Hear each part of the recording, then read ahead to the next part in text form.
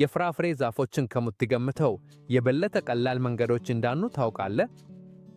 በቀላሉ የሚደረጉና አስደናቂ ውጤቶች የሚሰጡ ዘዴዎችን በመጠቀም እርሻህን በሙሉ በወንዝ ዛፎች፣ በፖም፣ በሎሚ፣ በብርቱካን፣ በአቮካዶ ወይም በሮማን ማሞላት ትችላለህ።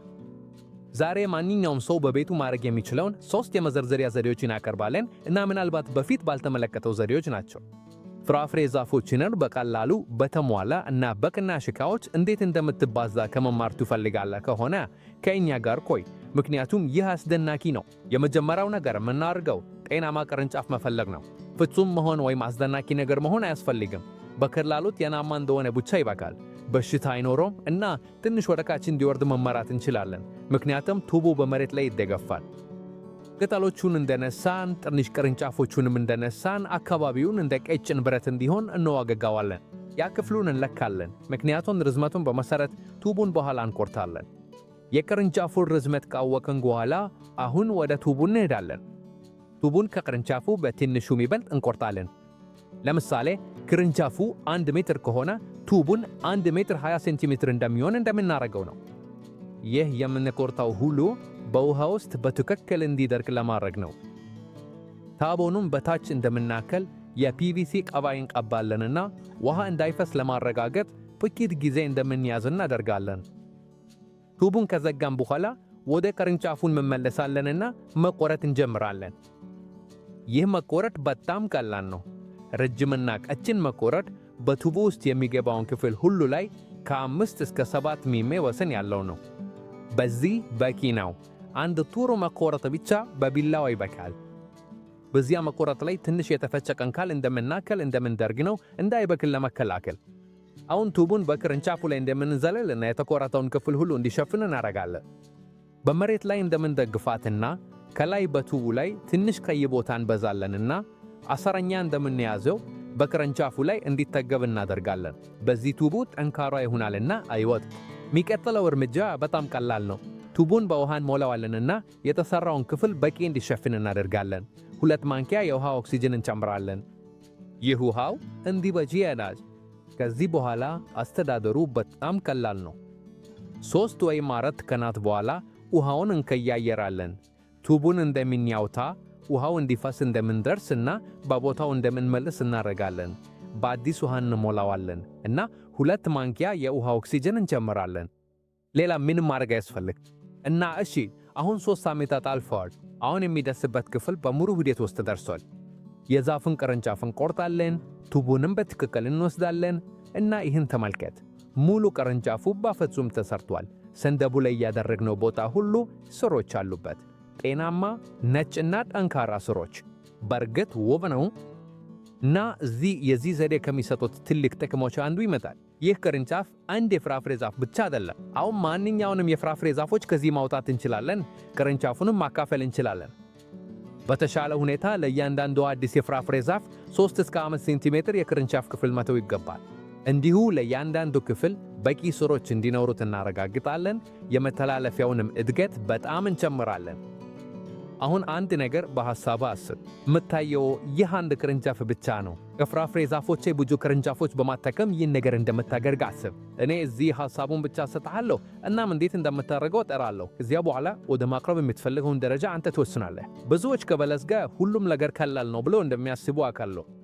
ስለዚህ ይህን በተመሳሳይ ዘዴ በወጣት የፖም ዛፍ ላይ ማርገናልና በትክክል ሰራ። ስለዚህ ይህ ስርዓት ለብዙ የፍራፍሬ ዛፎች ይሰራል።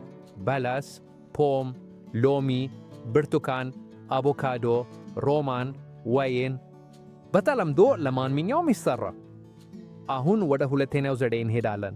ይህም ይደነቅሃል፣ ምክንያቱም ከአንድ ቅርንጫፍ ብዙ ዛፎች እንዲወጡ ያስችላል። መጀመሪያው ነገር ጤናማና ረጅም ቅርንጫፍ መምረጥ ነው። ቅርንጫፉን ትንሽ እንኳኳለን። ቅጠሎቹንና ትንሽ ቅርንጫፎቹን ከምንሰራበት ክፍል እንወስዳለን። ቅርንጫፉ እንደሚያስፈልገን ከተዘጋጀ በኋላ አኮዶቹ ማድረግ የምንፈልጋቸውን ነጥቦች እንመርጣለን። እያንዳንዱ የራሱን ቦታ እንዲኖረውና ስር በትክክል እንዲያድግ በእያንዱ 30 ሴንቲሜትር እንለያያለን። አሁን የመስኮት መቆረጥ እናደርጋለን። እንደ በቀላ ኮድ ሁሉ ሙሉ በሙሉ ኮዳውን አንወስድም፣ ነገር ግን የቀይ ክፍሉ የታየበት አንድ አነስተኛ አራት አካል መስኮት ብቻ እናደርጋለን። ይህ ንጹህና በቁጥጥር ውስጥ የተደረገ መቁረጥ ነው። ስር እንዲበቅል ማነቃቂያ በቂ ሆኖ የሳቪ አነቃሳቀስ ግን ፈጽሞ አይቋረጥ። በዚያ ቁስል ላይ ትንሽ አሎዬ ቬራ ወይም ከንደም መተግበር እንችላለን። እነዚህም ለመጠበቅና ለማነጋጊያ ይረዳሉ። ከዚያ በኋላ መያዣዎችን እናዘጋጃለን። ነገሩ ቀላልና ወጪ እንዲቆም የተጣላ የሚተከሙን ቡና ቡድን እንተከማለን። በኩተር ወይም በመቁረጫ በጎኑ መቁረጥ እናደርጋለንና እነዚህን በቅርንጫፉ ዙሪያ እንዲቀመጡ እንከፍታለን። እንዲሁም በታች ትንሽ ቀይ ቦታ እንቀይራለን። እንዲያውም ውሃ እንዲወጣ ይረዳል። አሁን አምስቱን ቡድኖች ከዘጋጀን በኋላ በቀጥታ በቅርንጫፉ ላይ እንደምናደርገው ነው፣ በትክክል ቁስሉን ያደረግነው ቦታ ላይ። እነዚህም በመስተካከል በመቆም ላይ እንዲቆዩና በመስኮቱ ቁስል ላይ በመካከል እንዲሆኑ እናደርጋለን። ከቦታቸው በትክክል ከተቀመጡ በኋላ በመጠበቂያ ቴፕ ወይም በመጠበቂያ ገመድ ጠንክረን እናደርጋቸው እንደምናደርግ ነው እንዲጠናከሩ። ይህ አስፈላጊ ነው፣ ምክንያቱም የቡድኑ ውስጥ አፈር ሲጨመር እንዳይከፈት ይከላከላል። አሁን ግን የቱርባ ወይም የተሻሻለ አፈር ማስገባት የሚገባው ጊዜ ነው። አፈሩን በቀስታ እናገባለን እና በቀስታ እንጨጭጣጥለታለን። ቁስሉ ፈጽሞ እንዲሸፍን እንደሆነ እናረጋግጣለን። በጣም አንጠንክርም። አፈሩ ከቅርንጫፉ ጋር በቅርብ እንዲገናኝ በቂ ያለውን ብቻ ነው የምንደርሰው። አኮዱ በመስኮት ቦታ በትክክል ከተቀመጠና ከተሸፈነ በኋላ ወደ መጠጣት እንቀጥላለን።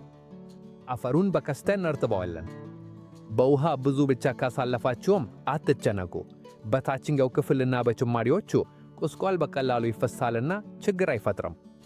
ከማጠጣት በኋላ ሁሉንም አካል በጥቁር ፕላስቲክ ቦርሳ እንደምንሸፍን እንቀጥላለን።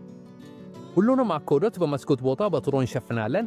እንደገና እንደምንጠቀምና በጥሩ እንደምንዘጋ እናረጋግጣለን። ይህ እርጥበቱን ለመጠበቅ እና ለስሮች ማበቅ ትክክለኛ አካባቢ ለመፍጠር ይረዳል። አሁን ግን ማጠባበቅ ብቻ ቀርቷል። ከ3 ወይም 4 ሳምንታት በኋላ በዝርያውና በየወቅቱ መሠረት ስሮች መታየታቸውን እንጀምራለን። ሙሉ በሙሉ እንዲሞላ መጠበቅ አያስፈልግም። አኮዱ ስሮች እንደሰጠ ሲታይ ይህ ለመቆረጥ ትክክለኛ ጊዜ ነው። ቅርንጫፉን በሙሉ እንቆረጣለንና እንከፋፍላለን። ከዚያ በኋላ እያንዳንዱን አኮድ በራሱ የሆነ ትንሽ ማከማቻ ውስጥ እናከማቻለን። እንዲሁም ከአንደኛው የወይራ ቅርንጫፍ 5 አዲስ የወይራ ዛፎች ማግኘት እንችላለን። እንደዚህ ቀላል፣ እንደዚህ ድንቅ ነው ይህ ዘዴ። አሁን ወደ 3ኛው ዘዴ እንሄዳለን። ይህም ከቀላሉ እና ከተረጋጋው ዘዴዎች መካከል አንዱ ነው፣ የተሰበረ አኮድ። እርግጠኛ ነኝ በአንድ ጊዜ ይህን አይተህ ትሆናለህ፣ ምክንያቱም ይህ ከሚገኙት ቀላል አኮርዶች አንዱ ነውና በግልጽ ሁኔታ የሚሰራ። ይህ ዘዴ የሚፈልጉትን ቅርንጫፍ ለመባዳት ወይም ለመክተር መውሰድ ነው። በእኛ አጋጣሚ ከአልመት ዛፍ ጋር እንሰራለን፣ ግን ለማንኛውም የፍራፍሬ ወይም የማስደናገጃ ዛፍ ማባዳት በተስፋፋ ሁኔታ ይሰራል። የምናደርገው ነገር በጣም ቀላል ነው። ቅርንጫፉን እስከሚሰበርበት ድረስ እንጠነክሳለን፣ ግን ከቅርንጫፉ ቆዳ አንዳንዷ እንደተያዘች እንዲቆይ እንሞክራለን። እኔ እንደምታዩት አሁን እዚህ ይገልጻለሁ። በዚህ መንገድ ቅርንጫፉ በሙሉ በሕይወት እንዲቆይ እንደምንረጋገጥ ነው። ሳቢያ ወደ ቅርንጫፉ መጨረሻ እየተነከሳከሰ ይቀጥላል። በተመሳሳይ ጊዜም ዛፉን በዚያ የተሰበረበት ቦታ ስሮች እንዲፈጠር እንገደዋለን። ክፍተቱን ካደረግን በኋላ መጀመሪያ በቀጥታ በተጎዳው ቦታ ላይ አሎቬራ እንቀበላለን። ከዚያም የተፈጥሮ አንቲፉንጊስ እንጨምራለን፣ ለምሳሌ የተፈጨ ቀንዳባ። ይህ ቦታውን እንዲበጃ ማድረግ ይረዳናልና የስር መፍጠር ዕድሉን በጣም ያሳድጋል። አሁን መያዣ ይዞ እንደ ግምጃ ቡና መጠጥ ወይም ተመሳሳይ ነገር እንይዛለን። ከዚያም እርጥበቱን በጥሩ የሚጠብቅ ቱርባ ወይም ሌላ የተመሳሳይ አፈር እንሞላበታለን። ከማኖሩ በፊት መያዣውን ለማከፋፈል እና በቅርንጫፉ ላይ በትክክል እንዲቀመጥ መቆረጥ እናደርጋለን። ይህ በጥሩ እንዲጠጋ በጣም አስፈላጊ ነው። መያዣውን በቀጥታ በተጎዳው ቦታ ላይ እናኖራለን እና እንደገና እንድፍና በጥሩ እንደተያ እናረጋግጣለን። በቡሪዳ ወይም በማንኛውም አይነት መያዣ በጥሩ እንዲያይ እናረጋግጣለን፣ እንዳይንቀሳቀስ በተለይ እንደሆነ። መያዣው ጠንካራ እንዲሆን በጣም አስፈላጊ ነው። በጥሩ ማሸነፍ በኋላ ሁሉንም በጥቁር ፕላስቲክ እናሸፍናለንና በጥሩ እንዲያይ እናረጋለን። አሁን ግን መጠበቅ ተደርጓል። ከ3 እስከ 4 ሳምንታት በኋላ በአየር ንብረትና በየዓመቱ ወቅት መሠረት ስሮች እንጀምራለን። በእውነት ከ3 ሳምንት ጀምሮ በአኮዶ ላይ የስር መኖሩን በግልጽ መልኩ መረዳት አለብን። ስሮቹን በግልጽ ሁኔታ ሲያይን ሲሆን ቀላል በሆነ መንገድ ከእናቱ ዛፍ የሚመታውን ቅርንጫፍ እንቆርጣለን፣ ፕላስቲኩን እንወስዳለንና አኮዱን ወደ ማከማቻ እኛዙበት እናደርገዋለን። እና ተአምራችሁ እንዲህ ቀላልና ቀላል ነው የፍራፍሬ ዛፍ በአኮዶ ማስተዋወቅ የሚቻለው። እና ከመሄድ በፊት በእውነት እናመሰግናለን እዚህ ስለኖሩ። ይህ ሁሉ ጊዜ ሙከራዎችና ብዙ ሙከራዎች ይፈልጋሉ እንደ አንተ ቀላል እንዲማሩት። እንደሚጠቅመህ ከሆነ በጣም አመሰግናለሁ። ላይክ እንዲያደርጉና እንዲካፈሉበት ይችሉ፣ ምክንያቱም ይህ እኛን ለመቀጠል ለማስረጃ እና አዲስ ዘዴዎችን ለማመጣት ይረዳናል። እነዚህን በሌላ ቦታ አታዩ። አንድ ትልቅ እጅ እና በሚቀጥለው ትዕይንት እንገናኛለን።